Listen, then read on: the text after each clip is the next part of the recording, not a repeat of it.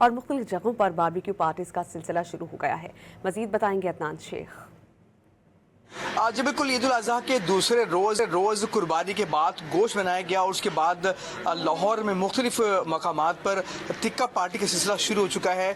और अहमद सलमान बलोच हर साल की तरह इस साल भी इन्होंने एहतमाम किया। इनसे बात करते हैं।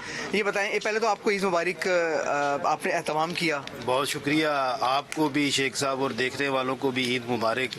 हर साल की तरह आपको मालूम है कि हम बड़ी ईद के मौके पर दोस्तों को इकट्ठा भी करते हैं। अब सब बैठे हैं, होकर आए हैं, गपशप हो रही है, बच्चे भी आ रहे हैं।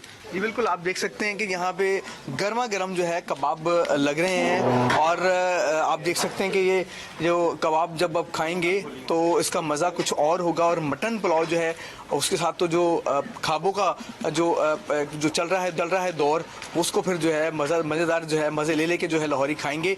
तो ये जो खाबे का जो सिलसिला है ये तीसरे रोज़ तक जारी रहेगा।